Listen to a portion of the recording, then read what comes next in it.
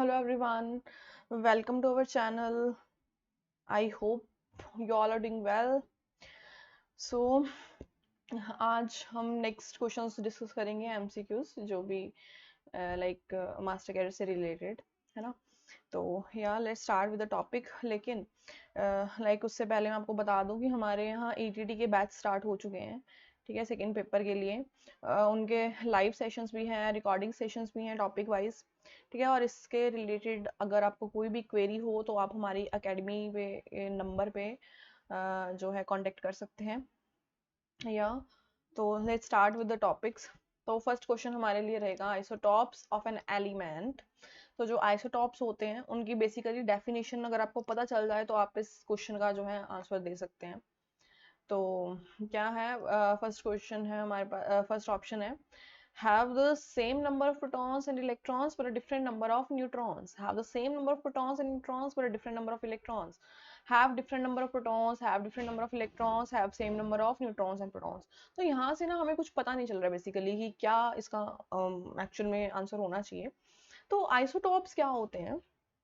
Isotopes are the substances, are the elements which have same atomic number, same atomic number but different mass number। ठीक है, atomic number जो है वो same हो but जो mass number है वो डिफरेंट हो, है ना। बेसिकली आइसोटॉप की जो डेफिनेशन है वो ये है। तो सेम एटॉमिक नंबर से हमारा क्या मतलब है कि इलेक्ट्रॉन एंड प्रोटॉन का जो नंबर है वो तो सेम होगा। ठीक है, different mass number, mass number किसके ऊपर डिपेंड करता है? न्यूक्लियस के ऊपर। न्यूक्लियस के अंदर क्या है? प्रोटॉन्स और न्यूट्रॉन्स हैं। तो अब यहाँ पे क्या है, एटॉमिक नंबर सेम है तो देखो इलेक्ट्रॉन्स और प्रोटॉन तो सेम रहेंगे ही रहेंगे, तो मास नंबर डिफरेंट है। तो मास नंबर डिफरेंट किस वजह से होएगा फिर? या तो प्रोटॉन की वजह से होता है या न्यूट्रॉन की वजह से होता है। तो प्रोटॉन तो सेम है, वो तो कंडीशन दे ही दी है। तो सिर्फ किसकी वजह से डिफरेंट होगा मास नंबर? न्यूट्रॉन, मतलब न्यूट्रॉन का नंबर क्या होगा? चेंज होगा। तो यहाँ पे देख लो न्यूट्रॉन का नंबर जो है वो सिर्फ फर्स्ट ऑप्शन के अंदर ही हमारे पास डिफरेंट आ रहा है, but a different number of neutrons, different number of neutrons और किसी के अंदर भी नहीं है वैसे भी। तो सेम नंबर ऑफ प्रोटॉन्स यानी कि जो प्रोटॉन्स और इलेक्ट्रॉन्स है वो तो सेम ही होंगे। तो इसका जो करेक्ट ऑप्शन हो जाएगा फिर होएगा option number A, that is have the same number of protons and electrons but different number of neutrons. ठीक है, तो ये थोड़ा सा ट्रिकी था लेकिन या ये क्वेश्चन इस तरह से सॉल्व किया जा सकता है। तो इसका ऑप्शन ए करेक्ट हो जाएगा। नेक्स्ट हमारे पास क्या है, the atomic number is equivalent to which of the following. Atomic number किसके साथ इक्विवेलेंट होता है? The number of neutrons in an atom, the number of protons in an atom, the number of nucleons in an atom, number of particles in an atom, number of atom. तो देखो number, जो atomic number है वो electrons and proton के साथ related होता है। ठीक है, जो एटॉमिक नंबर है वो इलेक्ट्रॉन्स और प्रोटॉन के साथ रिलेटेड होता है, ये हमने भी पिछले वाले क्वेश्चन के अंदर भी चेक किया। तो देखो इलेक्ट्रॉन्स एंड प्रोटॉन्स का जो नंबर है वो यहाँ पे देखो वो एटॉमिक नंबर को रिप्रेजेंट करे। तो यहाँ पे क्या दे रखा है? तो इसका ऑप्शन नंबर बी करेक्ट हो जाएगा क्योंकि इलेक्ट्रॉन्स तो किसी के अंदर दे ही नहीं रखा, सिर्फ number of protons in an atom के ऊपर जो है एटॉमिक नंबर रिलेटेड होगा। तो इसका correct option option number B हो जाएगा।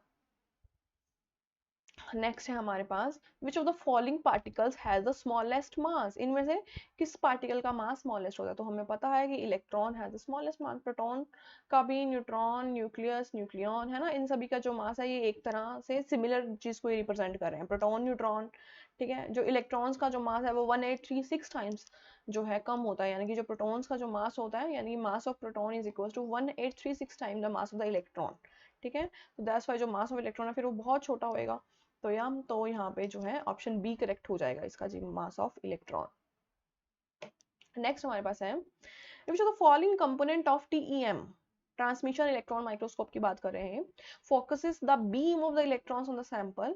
इनमें से कौन सा कंपोनेंट जो है ट्रांसमिशन इलेक्ट्रॉन माइक्रोस्कोप के अंदर है जो कि इलेक्ट्रॉन्स की बीम को फोकस करता है? वहाँ पे जो हमारे पास लेंसेज लगाए होते हैं जिसको हम कंडेंसर लेंस कहा जाता है, वही तो फोकस करता है ना, क्योंकि उसके अंदर जो मैग्नेटिक फील्ड होती हैं। तो या इसके अंदर जो मतलब जो करेक्ट ऑप्शन रहेगा वो फिर रहेगा option number B, that is condenser lens, क्योंकि यही फोकस करते हैं इलेक्ट्रॉन्स की बीम को। नेक्स्ट हमारे पास है amorphous solids have dash structures. तो अमोर्फस सॉलिड्स की कैसी स्ट्रक्चर होती है? तो it has irregular structure. Crystalline solids की रेगुलर स्ट्रक्चर होती है जबकि हमारे पास अमोर्फस सॉलिड्स की इररेगुलर स्ट्रक्चर होती है। तो इसका ऑप्शन सी करेक्ट हो जाएगा फिर। नेक्स्ट है electron microscope can give a magnification up to. जो इलेक्ट्रॉन माइक्रोस्कोप है वो किस हद तक एक पर्टिकुलर ऑब्जेक्ट को, एक पर्टिकुलर क्रिस्टल को मैग्नीफाई करके बता सकता है, तो इलेक्ट्रॉन माइक्रोस्कोप 4 लाख टाइम्स, ये मल्टीप्लाई का साइन है यहाँ पे, मतलब टाइम्स को रिप्रेजेंट कर रहा है, यानी कि जो ओरिजिनल पिक्चर है, जो ओरिजिनल ऑब्जेक्ट है, उसको 4 लाख टाइम्स तक, ठीक है, उसको मैग्नीफाई करके बता सकता है। तो इसका जो ऑप्शन ए है वो करेक्ट रहेगा। नेक्स्ट है हमारे पास, which of the following is used in electron microscope. Electron microscope इसके अंदर कौन यूज किया जाता है? इलेक्ट्रॉन बीम यूज की जाती है, मैग्नेटिक फील्ड यूज की जा सकती है, लाइट वेव्स नहीं यूज की जाती, वो तो नॉर्मल माइक्रोस्कोप्स के अंदर यूज की जाती है। तो इलेक्ट्रॉन बीम्स एंड माइक्रोस्कोप वाला जो आंसर हो जाएगा वो हो जाएगा करेक्ट, ऑप्शन डी इसके लिए करेक्ट हो जाएगा। इलेक्ट्रॉन बीम और मैग्नेटिक फील्ड दोनों ही यूज किए जाते हैं, तो यहाँ पे बोथ ए एंड बी दे दिए गए हैं, electron beams and magnetic field, तो इसका ऑप्शन डी करेक्ट हो जाएगा। नेक्स्ट हमारे पास है, on what factor to the intensity of the secondary electrons depends upon, इनमें से कौन से फैक्टर के ऊपर secondary electrons की जो इंटेंसिटी है वो डिपेंड कर रही है? तो secondary electrons हमारे पास क्या होते हैं? secondary electrons हमें पता है कि जो ट्रांसमिशन इलेक्ट्रॉन माइक्रोस्कोप है, यहाँ पे हमारे पास क्रिस्टल पड़ा होता है, ठीक है, तो हमारे पास जो रिफ्लेक्ट होकर लाइक आए हुए हैं उसको हम सेकेंडरी बोल देते हैं, सेकेंडरी इलेक्ट्रॉन्स बोल देते हैं। तो shape of the irradiated object, chemical composition of the irradiated object, number of the electron ejected, size and chemical composition of the irradiated object, number of the electrons ejected on the number of the electrons reabsorbed by the surrounding।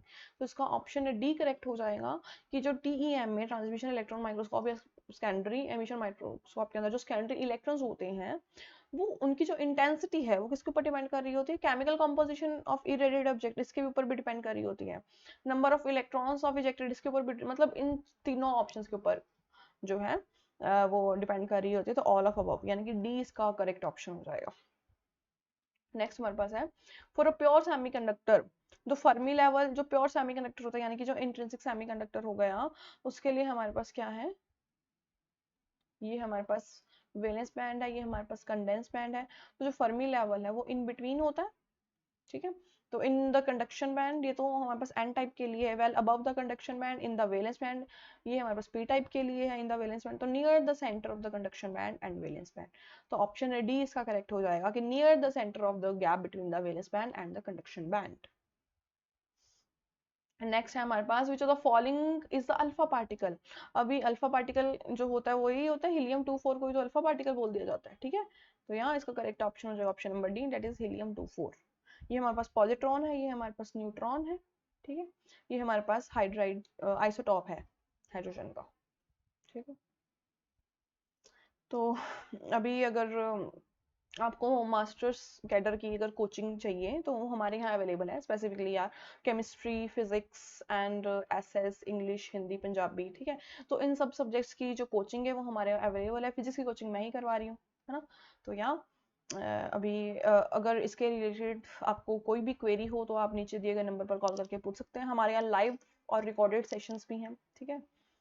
तो अगर आपको अपने जो आप paper की तैयारी कर रहे हैं, तो अगर उसकी आपको रेगुलर अपडेट्स चाहिए, वो पेपर कब हो रहा है, उसका क्या रिजल्ट्स आ रहे हैं, कितनी सीट्स पर्टिकुलर जॉब्स की हैं उसके अंदर, तो आप लाइक अपना नेम, आप कौन से पेपर की प्रिपरेशन कर रहे हैं, सिटी, मेल और फीमेल, ये गिवन नंबर के ऊपर हमें भेज दीजिए या फिर व्हाट्सएप कर दीजिए, मैसेज कर दीजिए, तो हम आपको अपने फ्री व्हाट्सएप ग्रुप पार्ट्स बना लेंगे, तो इन ऑर्डर कि आपको सारी इन्फॉर्मेशन जो है टाइम टू टाइम मिलती रहे।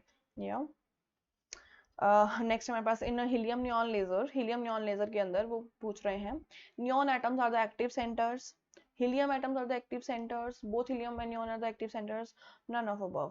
तो पूछ रहे हैं कि एज अ एक्टिव सेंटर मतलब जो लेजिंग एक्शन होता है वो किसकी वजह से होता है। तो हमने हीलियम नियॉन लेजर के अंदर जो स्टडी किया था वो यही है कि जो नियॉन एटम्स हैं उसका वो एज अ लेजिंग जो एक्शन है वो करता है, नियॉन के अंदर लेजिंग एक्शन अकर करता है, नियॉन एटम्स जो है वो एक्टिव सेंटर है, क्योंकि जो हमारे पास हीलियम है उसके जो नियॉन एटम्स है, ऑल्दो जो है उसके जो मॉलिक्यूल्स है, उसके जो एटम्स है वो हैवियर होते हैं, लेकिन जो इस वजह से हम हीलियम के एटम्स को एक्साइट करवाते हैं और हीलियम के एटम्स से जो एनर्जी है वो नियॉन के एटम्स को दी जाती है इन ऑर्डर कि वो एक्साइट हो जाए और जो है लेजिंग एक्शन के अंदर पार्टिसिपेट कर सके, ठीक है। तो इसका जो करेक्ट ऑप्शन है वो है option number A, that is neon atoms are the active centres. Next हमारे पास है, during the resonant energy transfer in helium neon laser, helium neon laser में जब रेजोनेंट एनर्जी ट्रांसफर होती है तो कौन एक्साइट होता है? हमने अभी पढ़ा कि जो नियॉन वाले जो हैं वो एक्साइट होते हैं, तो excited neon atoms transfer their energy नहीं, बल्कि हीलियम एटम नियॉन को ट्रांसफर करते हैं और उनको एक्साइट कराते हैं। तो excited helium atom transfer their energy to neon atoms, इसका करेक्ट ऑप्शन जो है there is no transfer of energy, ऐसा नहीं है, एनर्जी का ट्रांसफर होता है, ऑल ऑफ अबव भी नहीं है। तो एक्साइटेड हीलियम एटम्स, हम हीलियम एटम्स को पहले एक्साइट कराते हैं क्योंकि हीलियम एटम्स जो होते हैं वो लाइटर होते हैं in comparison with neon atom. Neon atom के जो लेवल्स होते हैं वो भी कॉम्प्लेक्स होते हैं, इस वजह से हम हीलियम एटम को एनर्जी देते हैं, और वो जो हीलियम एटम है जो कि एक्साइटेड है वो ट्रांसफर करते हैं their energy to neon atoms. तो इसका जो करेक्ट ऑप्शन हो जाएगा फिर वो रहेगा ऑप्शन नंबर बी। नेक्स्ट हमारे पास है for pumping in the chemical laser, chemical laser में जो पंपिंग होती है वो इलेक्ट्रिकल एनर्जी उसके अंदर यूज की जाती है नहीं, ऑप्टिकल एनर्जी यूज की जाती है नहीं, ऑप्टिकल एनर्जी तो लाइट एनर्जी होती है ना, तो वो तो नहीं। एक्सोथर्मिक केमिकल रिएक्शन, तो इसका जो करेक्ट ऑप्शन रहेगा option number C, that is chemical laser के अंदर एक्सोथर्मिक एनर्जी रिलीज होती है ना, इसके लिए डेल्टा नेगेटिव होता है। तो यहाँ केमिकल रिएक्शन जो एक्सोथर्मिक केमिकल रिएक्शन एनर्जी है वो यूज की जाती है। नेक्स्ट है हमारे पास an eigen function of an operator, ये वाला ऑपरेटर दे दिया है, उसका जो आइगन फंक्शन है वो ये है, तो कॉरस्पॉन्डिंग इसकी आइगन वैल्यू बता रहे हैं। ऑपरेटर ये दे दिया गया है, इसकी आइगन वैल्यू भी दे दी गई, इसका आइगन फंक्शन भी दे दिया गया है, उसकी आइगन वैल्यू मांग रहे हैं। अब देखो आइगन वैल्यू क्या होती है, किसी पर्टिकुलर ऑपरेटर के ऊपर, किसी पर्टिकुलर फंक्शन के ऊपर अगर हम ऑपरेटर अप्लाई करें तो वो जो ऑपरेटर है वो एज इट इज ही रहे, ठीक है, लेकिन सॉरी वो जो फंक्शन है वो एज इट इज रहे, ऑपरेटर को अप्लाई करते हैं किसी फंक्शन के ऊपर, वो फंक्शन एज इट इज रहे, बल्कि मल्टीप्लाई हो जाए कुछ एक कांस्टेंट से, ठीक है। तो ये वाला जो आगे वाला कांस्टेंट होता है ना, इस चीज को हम उसकी आइगन वैल्यू बोलते हैं, ठीक है। तो हमें बेसिकली ये आइगन वैल्यू निकालनी है। अब ऑपरेटर लगा दो इस फंक्शन के ऊपर और देखते हैं कि हमारा जो फंक्शन है उसकी कोई आइगन वैल्यू आ भी रही है, नहीं ऑब्वियसली आएगी है ना, क्योंकि यहाँ पे नन ऑफ अबव का तो ऑप्शन दे ही नहीं रखा। तो यहाँ इसको हम चेक कर लेते हैं। तो देखो यहाँ पे जो ऑपरेटर है वो क्या है, D square by d x square, जो फंक्शन है वो क्या है ई की पावर में ए एक्स, ठीक है। तो बस इसको सॉल्व कर लो, d by d x of e की पावर में ए एक्स। तो अगर एक्सपोनेंशियल का जो पहले तो डेरिवेटिव है वो कांस्टेंट ही रहता है, ठीक है, वो सेम ही रहता है, और इसके साथ ए आ जाएगा क्योंकि उसके ऊपर जो पावर है उसका जो डेरिवेटिव है वो ए रहेगा, ठीक है। अभी ए नेक्स्ट हमारे पास क्या हो जाएगा, फिर ए कांस्टेंट है, then again d by d x of exponential की पावर ए एक्स, इसका वही सेम ई की power a x and then multiply with a, तो ये क्या हो जाएगा ए स्क्वायर ई की पावर ए एक्स। तो देखो फंक्शन हमारे पास क्या था ई की पावर ए एक्स, और जो ऑपरेटर अप्लाई करने पर हमारे पास जो आंसर है वो फंक्शन एज इट इज रहा, बल्कि उसके आगे कांस्टेंट से मल्टीप्लाई हुआ। अब जो वो कांस्टेंट है वो क्या होती है आइगन वैल्यू, तो आइगन वैल्यू यहाँ पे क्या है ए स्क्वायर, तो इसका जो करेक्ट ऑप्शन हो जाएगा फिर वो हो जाएगा सी, है ना, ए स्क्वायर। तो यहाँ इसका करेक्ट ऑप्शन है ऑप्शन नंबर सी। नेक्स्ट हमारे पास है in optical communication by lasers, optical communication by the transmission loss is, transmission loss मतलब जो हम इंफॉर्मेशन देख के भेज रहे हैं तो उसका लॉस कैसा होता है, हमें पता है ऑप्टिकल कम्युनिकेशन अगर बाय लेजर कर रहे हैं हम तो ट्रांसमिशन लॉस हमेशा लो ही होगा, ठीक है। तो इसका करेक्ट ऑप्शन रहेगा option number C, that is low. इस वजह से तो जो हमारे पास लेजर है उसको हम एज ऑप्टिकल कम्युनिकेशन यूज कर रहे हैं, ठीक है। इसका करेक्ट ऑप्शन सी हो जाएगा। नेक्स्ट हमारे पास है optical fibre employees a phenomena of, optical fibre कौन से फिनोमिना के ऊपर बेस है, वो है टोटल इंटरनल रिफ्लेक्शन के फिनोमिना के ऊपर बेस है, ठीक है। कुछ इस तरह से होता है, ये ऑप्टिकल फाइबर है, इसके अंदर जो ये पर्टिकुलर जो बनाई गई होती है ग्लास प्लेट्स, इनके अंदर से जब हम सिग्नल को भेजते हैं तो वो कुछ इस तरह से जो है ट्रांसमिट होता है। तो it is based on the phenomena of total internal reflection, ठीक है, ऑप्शन सी इसके लिए करेक्ट हो जाएगा। नेक्स्ट हमारे पास पाई नेगेटिव मिजोन्स कैन बी, जो पाई नेगेटिव मिजोन है, ये पाई नेगेटिव नहीं लिखा हुआ एक्चुअल में, ये पाई मिजोन्स लिखा हुआ है, बीच में हाइफन है। तो पाई मिजोन्स कैन बी, पाई मिजोन्स तीन तरह के होते हैं, ये पार्टिकल एंड न्यूक्लियर फिजिक्स के अंदर हम पढ़ चुके हैं। तो या इसका जो ऑप्शन डी है वो करेक्ट हो जाएगा, पाई पॉजिटिव उसका anti particle and then pi zero neutral particle, ठीक है। तो या ऑप्शन डी इसके लिए करेक्ट है, पाई मिजोन्स तीन तरह के होते हैं। नेक्स्ट है the control rod in nuclear reactor is, जो कंट्रोल रोड होती है वो कौन सी होती है, यूरेनियम, कैडमियम, ग्रेफाइट या प्लेटिनियम। तो इसका करेक्ट ऑप्शन है option number B, that is cadmium. Control rod nuclear reaction के अंदर होती है कैडमियम। ये न्यूक्लियर रिएक्टर वाले टॉपिक के अंदर हमने पढ़ा था, क्योंकि जो कैडमियम है वो जो एक्सेस ऑफ न्यूट्रॉन्स है उनको इजिली एब्जॉर्ब कर सकते हैं, दैट्स वाई कैडमियम की रोड जो है न्यूक्लियर रिएक्टर के अंदर यूज की जाती है, इसको कंट्रोल रोड कहा जाता है। तो ऑप्शन बी इसके लिए करेक्ट रहेगा। नेक्स्ट हमारे पास है in the nuclear reactions we have the conservation of. Nuclear reaction के अंदर क्या क्या चीजें कंजर्व होती हैं, only mass, only energy, only momentum. अगर इनमें से सिर्फ कोई भी चीज नहीं कंजर्व होगी तो न्यूक्लियर रिएक्शन जो है वो फिजिबल नहीं रहेंगी, ठीक है। तो इसका फिर option number D, that is mass भी कंजर्व होता है, एनर्जी भी कंजर्व होती है एंड मोमेंटम भी कंजर्व रहता है, ठीक है। तो इसका ऑप्शन डी करेक्ट हो जाएगा। नेक्स्ट हमारे पास है for uranium nucleus how does its mass vary with volume. अब देखो यहाँ पे आ गया यूरेनियम न्यूक्लियस, बेसिकली हमने कॉन्सेंट्रेशन किसके ऊपर करनी है, न्यूक्लियस के ऊपर। तो न्यूक्लियस के लिए जो मास है वो वॉल्यूम के साथ किस तरह से वेरी कर रहा है, इनमें से कौन सा ऑप्शन जो है वो करेक्ट रहेगा। तो इसका ऑप्शन नंबर ए करेक्ट है कि जो मास है वो directly proportional to the volume है। अब वो कैसे, अब वो कुछ इस तरह से देखो, हमें पता है कि जो R का फॉर्मूला वो कुछ इस तरह से a naught r naught a की पावर में 1/3, ठीक है, where a is the mass, atomic mass को रिप्रेजेंट कर रहा है, ठीक है। और हमें पता है कि जो वॉल्यूम है, अभी हमें मास और वॉल्यूम के अंदर ना, तो हमने मास का फॉर्मूला तो न्यूक्लियस के लिए रख लिया क्योंकि न्यूक्लियस के लिए रेडियस का फॉर्मूला ये था। अब वॉल्यूम के लिए न्यूक्लियस का फॉर्मूला क्या होगा, वॉल्यूम न्यूक्लियस जो है स्फेरिकल इन शेप होता है, तो वॉल्यूम क्या होता है 4/3 पाई आर क्यूब, ठीक है। तो बस आर की वैल्यू क्या है 4/3 पाई आर नॉट का क्यूब और ए, ठीक है, क्योंकि क्यूब कैंसिल हो जाएगा 1/3 पावर से।